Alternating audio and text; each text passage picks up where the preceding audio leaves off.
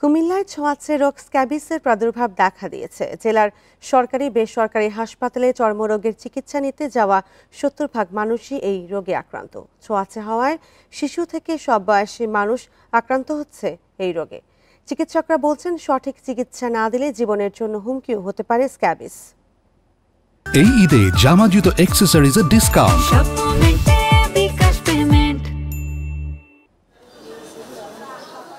কুমিল্লায় উদ্বেগজনকভাবে ছড়িয়ে পড়ছে স্ক্যাবিস। শুরুতে ঘামাচির মতো দানা থেকে তীব্র চুলকানি, পরে রোগীর হাতে, তালু, আঙ্গুল, পেট, ঘাড়, কোমরসহ বিভিন্ন জায়গায় জন্ম নেয় স্ক্যাবিসের ব্যাকটেরিয়া। অন্য উপসর্গের মধ্যে রয়েছে ঘা, জ্বর ও শরীর ব্যথা। সবারই বাচ্চার হাতে আছে, পায়ে আছে, হাতে ঘুমাইতে পারে না। ডাক্তার দেখানোর পর ওষুধ নিছি, খাওয়াইতেছি, ও লোশনই দিছে, কিন্তু কমতেছে না, আবার দেখা দিছে। আক্রান্তদের মধ্যে বয়স্ক ও শিশুদের সংখ্যা বেশি। চিকিৎসায় ভালো হলেও অনেকেই দ্বিতীয়বার আক্রান্ত হচ্ছেন স্ক্যাবিসে। শরীরের কন্টাক্ট বাচ্চা থেকে বাবা মা, বাচ্চা থেকে অন্যান্য ফ্যামিলি মেম্বারদের ছড়ায়, কাপড় চোপড়ের মাধ্যমে ছড়ায়। ঠিক আছে, এই জন্য পরিষ্কার পরিচ্ছন্ন রাখতে হবে, ফ্যামিলি মেম্বার সবাইকে একসাথে চিকিৎসা করতে হবে।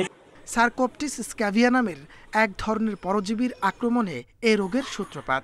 একজনের দেহ থেকে আরেকজনের দেহে সংক্রমণ দ্রুত হলেও রোগটি প্রতিরোধযোগ্য বলছেন চিকিৎসকরা। ভ্যাপসা ওয়েদার থাকে, বাতাসে হিউমিডিটি বাড়ে, তখন এগুলা বেশি হওয়ার সম্ভাবনা। মানুষের সংখ্যা যত বাড়ে, বাসা বাড়িতে, রাস্তাঘাটে, স্কুল কলেজে, সব জায়গাতেই যেখানে বাড়ে এবং গরম হওয়ার কারণে এই সমস্যাটা আরও বাড়ছে। স্ক্যাবিসে সংক্রমিত ব্যক্তি দ্রুত চিকিৎসকের পরামর্শ না নিলে আক্রান্ত হতে পারে পুরো পরিবার। রোগটি প্রতিরোধে চিকিৎসকের পরামর্শের সাথে জনসচেতনতা বাড়ানোর কথা জানিয়েছেন সিভিল সার্জন।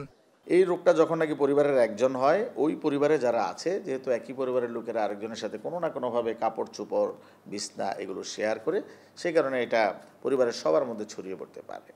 কুমিল্লা স্ক্যাবিসে আক্রান্তের হার সবচেয়ে বেশি মুরাদনগর ও দেবিদ্বার উপজেলায়।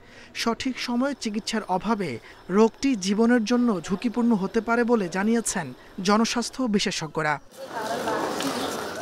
Independent news.